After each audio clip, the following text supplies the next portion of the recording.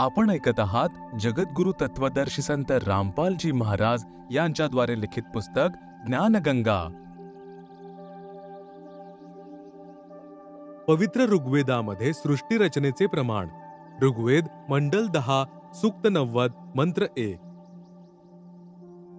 सहस्रशीर्षा पुरुषः सहस्राक्षः सहस्रपाद स भूमिं विश्वतों वृत्वात्यतिष्ठ दशांगुलम्। सहस्रशीर्षा पुरुषः सहस्राक्षः सहस्रपाद स भूमिं विश्वतः वृत्वा अत्यातिष्ठत् दशांगुलम्। अनुवाद। पुरुषः विराट रूपी काल भगवान अर्थात क्षर पुरुष, सहस्रशीर्षा 1000 डोके असणारा, सहस्राक्षः 1000 डोळे असणारा, सहस्त्रपाद 1000 पाय असणारा, स तो काल भूमिं पृथ्वीवाल्या 21 ब्रह्मांडांना विश्वतः सर्व बाजूंनी दशंगुलम 10 बोटांनी अर्थात संपूर्णपणे नियंत्रणात ठेवत वृत्वा वर्तुळाकार परिघात घेरून अत्यातिष्ठत यापेक्षा श्रेष्ठ म्हणजेच आपल्या काल लोकात सर्वात अनोख्या 21व्या ब्रह्मांडामध्ये वास्तव्य करतो म्हणजेच राहतो। भावार्थ। या मंत्रामध्ये विराट म्हणजे काल ब्रह्मचे वर्णन आहे। गीता अध्याय 10-11 मध्येही याच काल ब्रह्मचे असेच वर्णन आहे। अध्याय 11 मंत्र नंबर 46 मध्ये अर्जुनाने म्हटले आहे की हे सहस्त्रबाहो अर्थात 1000 भुजा असणारे तुम्ही आपल्या चतुर्भुज रूपामध्ये दर्शन द्या, ज्याचे 1000 हात पाय 1000 डोळे कान इत्यादी आहेत। तो विराट रूपी काल म्हणजे क्षरप्रभू आपल्या आधीन सर्व प्राण्यांना पूर्ण नियंत्रणात ठेवून म्हणजेच 20 ब्रह्मांडांना गोलाकार परिघामध्ये थांबवून स्वतः यांच्यापेक्षा वरील म्हणजे वेगळ्या 21व्या ब्रह्मांडामध्ये बसला आहे। ऋग्वेद मंडल 10 सूक्त 90 मधील मंत्र 2। पुरुष एवेदं सर्वं यद्भुतं यच्च भाव्यं उतामृतत्व शेषानो यदन्नेनातिरोहति। पुरुष एव इदं सर्वं यद् भूतं यत् च भाव्यम् उत अमृतत्वस्य ईशानः यद् अन्नेन अतिरोहति।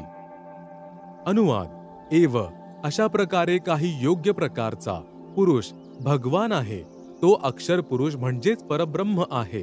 च आणि इदम हा यत जो भूतम उत्पन्न झालेला आहे, यत जो भाव्यम भविष्यात असेल, सर्वम सर्व यत प्रयत्नांनी अर्थात कष्टाद्वारे अन्नेन अन्नातून अतिरोहती विकसित होतो, हा अक्षर पुरुष देखील उत संदेहयुक्त अमृतत्वस्य मोक्षाचा ईशानहा स्वामी आहे। अर्थात भगवान म्हणून अक्षर पुरुषही काही अंशी योग्य आहे, परंतु पूर्ण मोक्षदायक नाही आहे।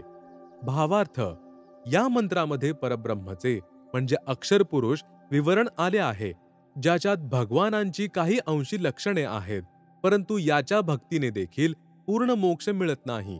यामुळे त्याला संदेहयुक्त मुक्तिदाता म्हटले आहे। याला प्रभूंच्या काही गुणांनी युक्त असल्याचे यासाठी म्हटले आहे की हा काल ब्रह्म प्रमाणे तप्तशिलेवर भाजून खात नाही, परंतु या परब्रह्माच्या लोकीही प्राण्यांना परिश्रम करून कर्माधारावरच फळ प्राप्त होते आणि अन्नापासूनच सर्व प्राण्यांची शरीरे विकसित होतात। जन्म व मृत्यूचा कालावधी जरी काल क्षरपुरुष पेक्षा अधिक असला तरीही उत्पत्ती, प्रलय आणि 84 लक्ष योनींमधील यातना कायमच असतात। ऋग्वेद मंडल 10 सूक्त 90 मंत्र 3। एतावानस्य महिमातो जायांश्च पुरुषः पादोस्य विश्वाभूतानि त्रिपादस्यामृतं दिवि। एतावान अस्य महिमा अतः जायान च पुरुषः पादः अस्य विश्वा भूतानि त्रिपाद अस्य अमृतम दिवी। अनुवाद। अस्य या अक्षर पुरुष म्हणजेच परब्रह्मची तर तावान एवढीच महिमा प्रभुता आहे, च आणि पुरुषः तो परम अक्षर ब्रह्म म्हणजेच पूर्ण ब्रह्म परमेश्वर तर अतः याच्यापेक्षाही जायान कितीतरी मोठा श्रेष्ठ आहे। विश्वा समस्त भूतानी क्षर पुरुष आणि अक्षर पुरुष तसेच यांच्या लोकांमधील सतलोक व इतर लोकांमध्ये जेवढेही प्राणी आहेत ते अस्य या पूर्ण परमात्मा परम अक्षर पुरुष यांचा एक पाद हा पाय आहे, अर्थात ते एक अंश मात्र आहे. अस्य या पूर्ण परमेश्वर यांचे तीन दिवी दिव्य लोक जसे सतलोक, अलख लोक, अगम लोक, अमृतम, अविनाशी दुसरा पाद पाय आहे, अर्थात जे काही सर्व ब्रह्मांडांमध्ये उत्पन्न आहे ते सत्पुरुष पूर्ण परमात्मा यांचेच अंश किंवा अंग आहे. भावार्थ वरील या मंत्र 2 मध्ये वर्णित अक्षर पुरुष म्हणजे परब्रह्म यांचा तर एवढाच महिमा आहे आणि ते पूर्ण पुरुष कबीर देव तर याच्यापेक्षाही मोठे श्रेष्ठ आहेत, अर्थात सर्व शक्तिमान आहेत.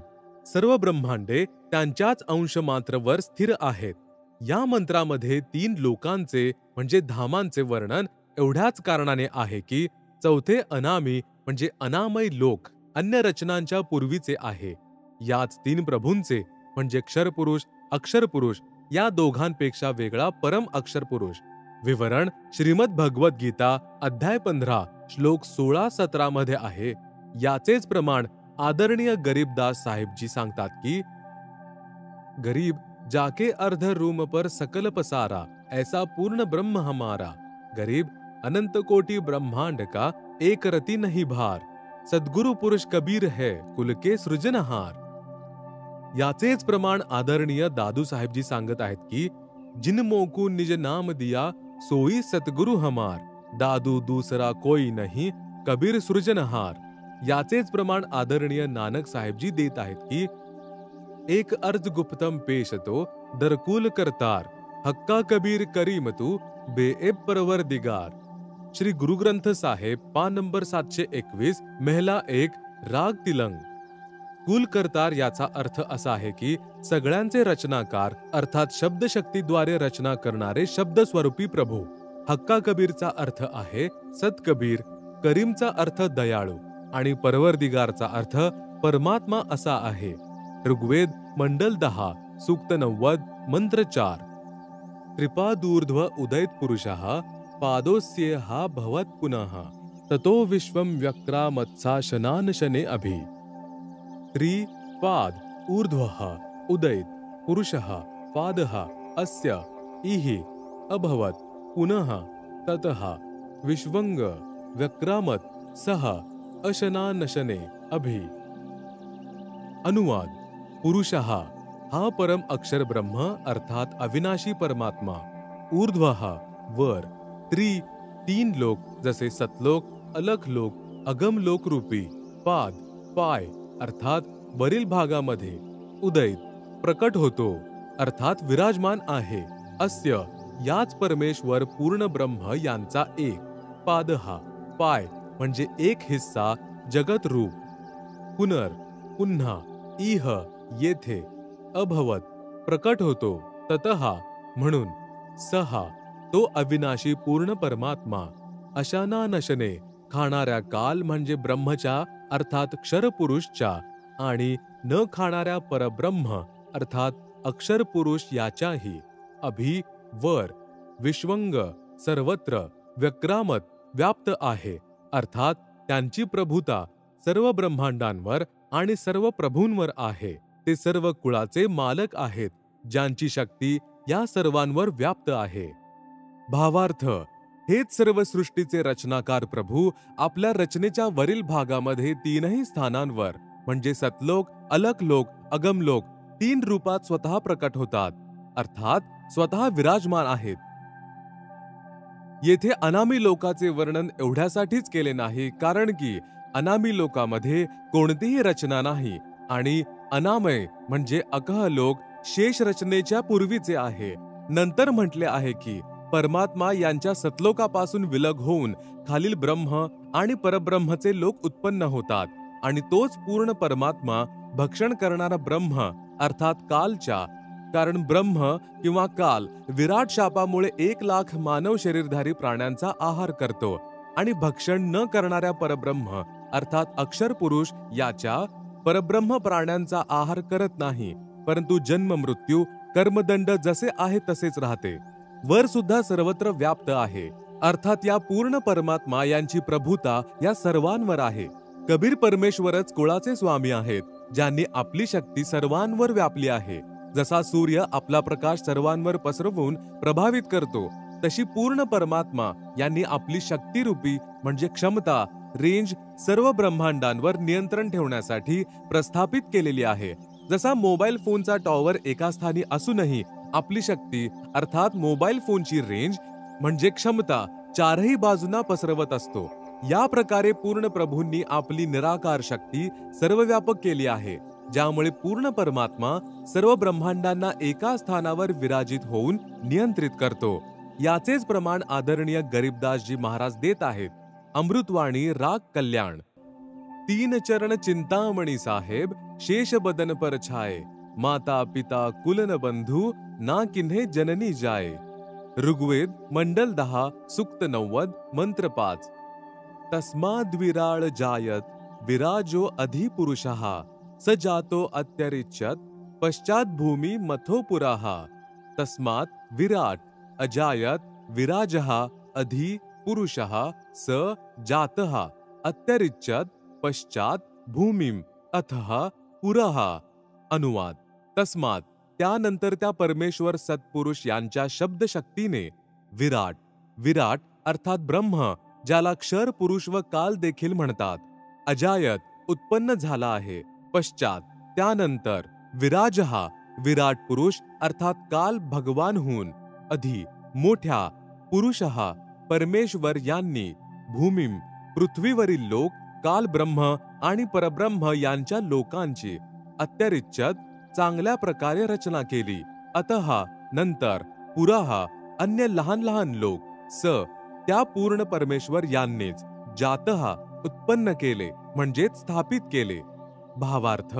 वरील मंत्र 4 मध्ये वर्णित तीनही लोकांची म्हणजे अगमलोक, अलखलोक आणि सतलोक रचना केल्यानंतर पूर्ण परमात्मा यांनी ज्योती निरंजन म्हणजे ब्रह्मची उत्पत्ती केली. अर्थात त्यात सर्वशक्तिमान परमात्मा पूर्ण ब्रह्म कबीरदेव म्हणजे कबीर प्रभू यांच्यापासूनच विराट म्हणजेच ब्रह्म कालची उत्पत्ती झाली. हेच प्रमाण गीता अध्याय 3 मंत्र 15 मध्ये आहे की अक्षर पुरुष म्हणजेच अविनाशी प्रभूंपासून ब्रह्म उत्पन्न झाला आहे. हेच प्रमाण अथर्ववेद कांड 4 अनुवाक 1 सूक्त 3 मध्ये आहे की पूर्ण ब्रह्म यांच्यापासून ब्रह्मची उत्पत्ती झाली आणि त्याच पूर्ण ब्रह्म यांनी इतर म्हणजे भूमीम, भूमी इत्यादी लहान मोठ्या सर्व लोकांची रचना केली. ते पूर्ण ब्रह्म या विराट भगवान अर्थात ब्रह्म किंवा काल पेक्षाही मोठे आहेत. अर्थात काल याचेही स्वामी, मालक तेच आहेत. ऋग्वेद मंडल 10 सूक्त 90 मंत्र 15. सप्तास्या सन्परिधय स्त्रीः सप्त समिधः कृताः, देवा यद्यज्ञं तन्वाना अभद्नन् पुरुषं पशुं.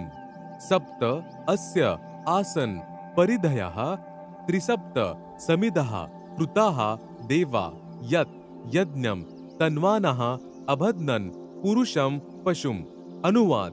सप्त परब्रह्मची 7 संख ब्रह्मांडे आणि त्रिसप्त काल ब्रह्मची 21 ब्रह्मांडे, समिधाः कर्मदंड दुःखरूपी अग्नीने दुःखी, कृताः करणाऱ्या, परिधयः वर्तुळाकार परिघरूपी सीमेमध्ये आसन विद्यमान आहेत, यत जो पुरुषम पूर्ण परमात्मा यांची, यज्ञम विधिवत धार्मिक कर्म अर्थात पूजा करतो, पशुम बळीच्या पशुरूपी कालच्या जाळ्यात कर्मबंधनात बांधलेल्या, देवा भक्त आत्म्यांना, तन्वांनाह कालद्वारे रचलेल्या अर्थात पसरवलेल्या पापकर्म बंधन जाळ्यातून, अबद्धन बंधनमुक्त करतात अर्थात बंदिवासातून सुटका करणारे बंदी छोड आहेत.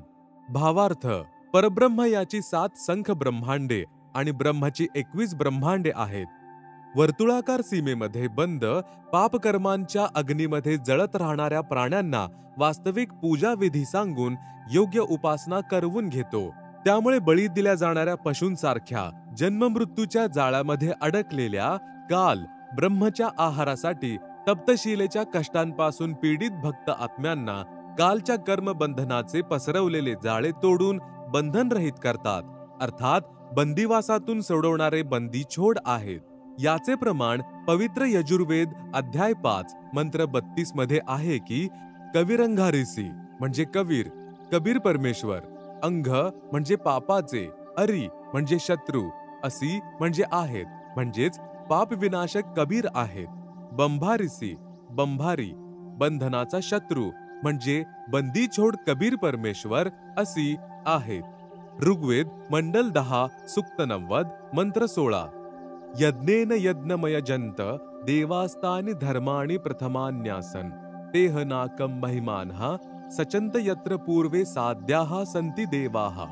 यज्ञेन यज्ञम यजन्त देवाः तानि धर्माणि प्रथमानि आसन ते नाकं महिमानः सचन्त यत्र पूर्वे साध्याः सन्ति देवाः.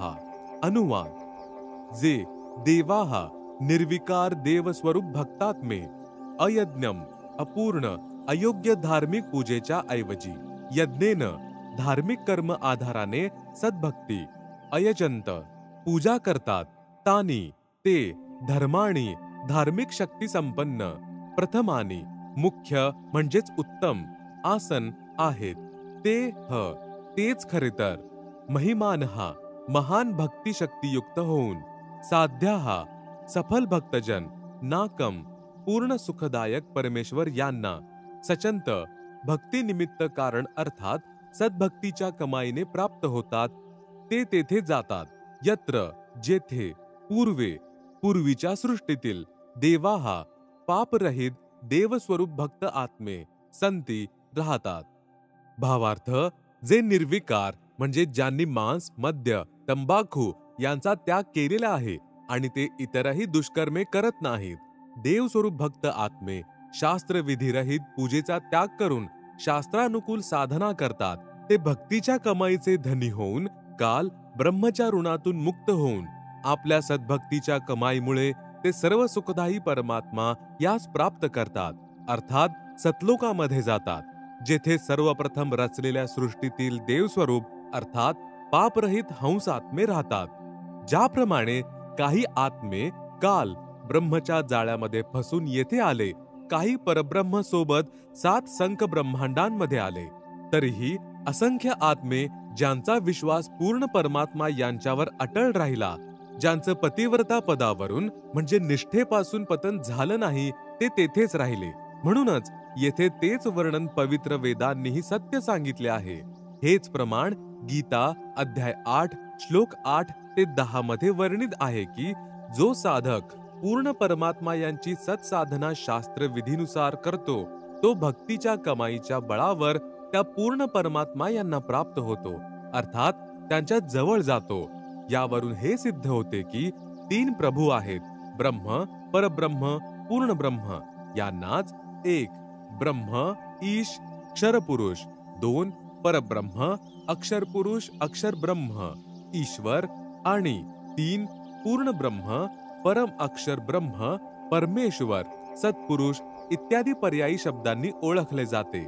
हे प्रमाण ऋग्वेद मंडल 9 सूक्त 96 मंत्र 17 ते 20 मध्ये स्पष्ट आहे की पूर्ण परमात्मा कबीर देव म्हणजे कबीर परमेश्वर शिशुरूप धारण करून प्रकट होतात आणि आपले निर्मळ ज्ञान अर्थात तत्वज्ञान म्हणजे कबीर गिरबिही कबीरवाणीद्वारे आपल्या अनुयांना उच्चारण करत करत वर्णन करतात. ते कबीर देव म्हणजे कबीर परमेश्वर ब्रह्म म्हणजे क्षर पुरुषच्या धामापेक्षा आणि परब्रह्म म्हणजे अक्षर पुरुषच्या धामापेक्षा भिन्न, जे पूर्ण ब्रह्म म्हणजे परम अक्षर पुरुष यांचे 3रे ऋतधाम म्हणजे सतलोक आहे, तेथे आकारामध्ये विराजमान आहेत. तसेच सतलोकापासून वेगळा 4था अनामी लोक आहे, तेथे देखील हेच कबीर देव म्हणजे कबीर परमेश्वर अनामी पुरुष रूपामध्ये मनुष्य सदृश आकारामध्ये विराजमान आहे.